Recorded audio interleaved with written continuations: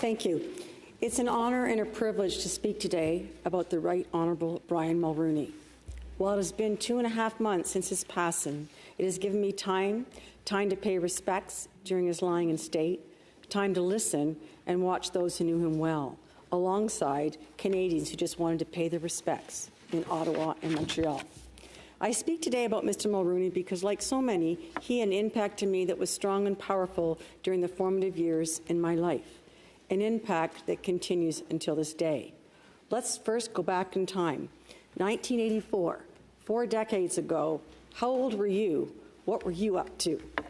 For me, while it was the second time I voted, it was the first time I truly listened to party platforms and began to respect the electoral process. I just finished graduate school. I was embarking on my adult life, my professional life, and taking on many new changes. In July of 1984, during a televised debate with John Turner, Mr. Mulroney caught my attention.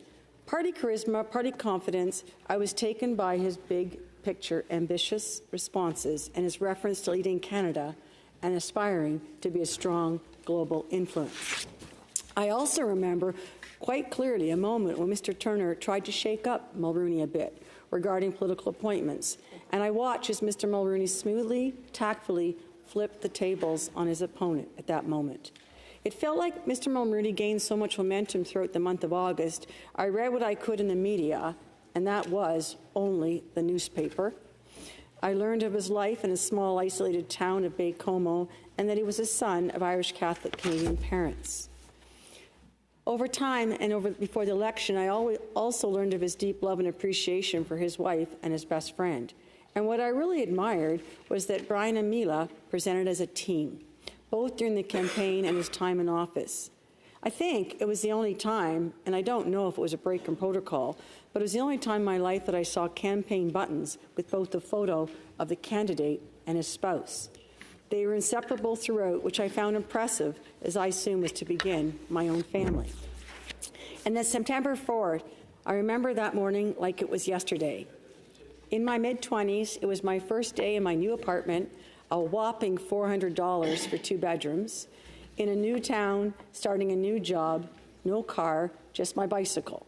I was engaged to my now husband, and we would be married in 5 weeks and starting a new life together. That day, September 4th, my first day of my new job, I voted for Mr. Brian Mulroney. Yes, I voted Conservative. I felt that this was the leadership that Canada needed at that moment in time. This was the personality that Canada needed. Many aspects of Mr. Mulroney's life and career have been well noted over the past few months. As a Labour lawyer, business leader, Progressive Conservative Party leader, Prime Minister, and family man, we've been reminded of so much, and younger generations of Canadians have begun to learn so much more about him. As Prime Minister, Mr. Mulroney leaves legacies in social programming, privatization, energy and the environment, attempted constitutional reform. For me, his work in foreign policy will be remembered most.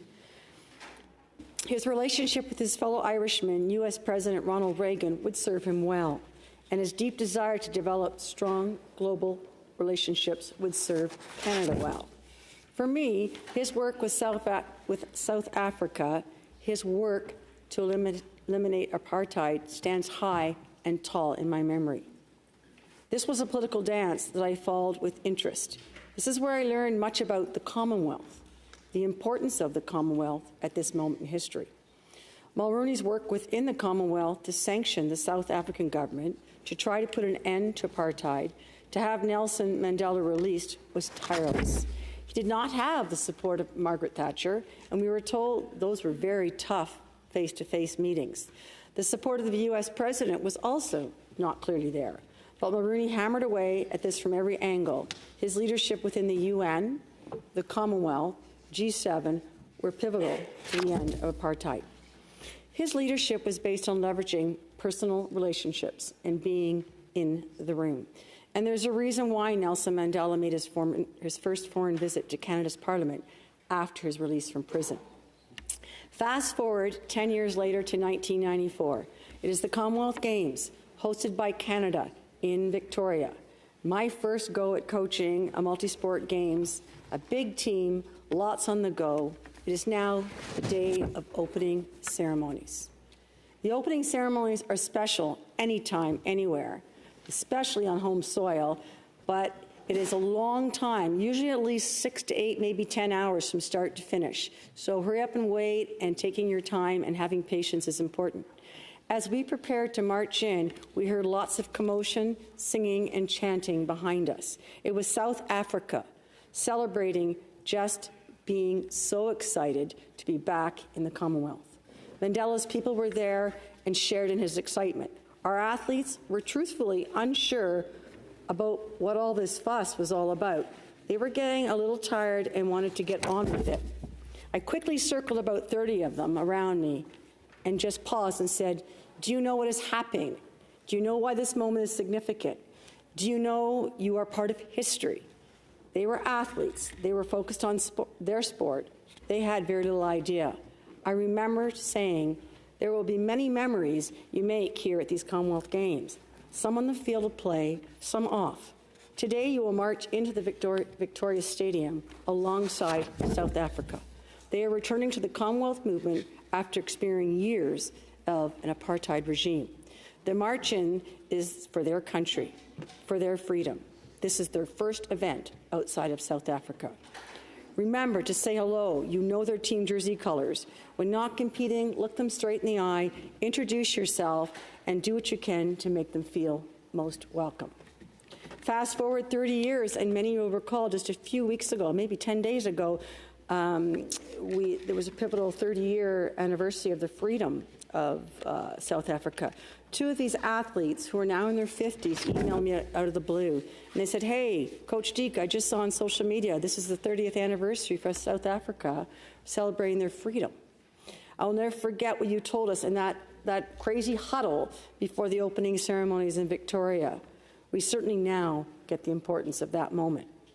That moment happened when it did, thanks in great part to the determination of our former Prime Minister." And to finally complete the circle of impact, I was thrilled to join my Senate colleague, Senator Coyle, in her home in Antigonish, Nova Scotia last August. Senator Coyle's home proudly overlooks St. Yves. Proudly overlooks. You just cross the street and you're there. Recently, not that long ago, Mr. Mulroney, while attending a football game, visioned a legacy building, an inspiring place for undergraduate students to learn about issues, policies, civic engagement, while in pursuit of leadership roles in the fields of public policy and governance. What is so special about this building that opened in 2018 is the museum-like exact replica of Mr. Mulroney's office that he held in Ottawa. Everything down to the furniture, the arrangement of the furniture, the light. Truthfully, you feel like the Prime Minister has just stepped out of the room. A wonderful learning legacy for Canadians. I share the impact of 1 p.m. on one person at one moment in time. I believe that this was also the beginning of my interest in federal politics, in structures designed to make Canada the very best. More importantly, the valuing of relationships, regardless of stripes, the ability to connect, to respect, to listen and work towards collective compromise are skills that we need more than ever. I saw and valued those through the Mulroney years. Today, I'm honored to serve in some way with those lessons in mind. Thank you to the Right Honourable Brian Mulroney and your family. Merci. Miigwech.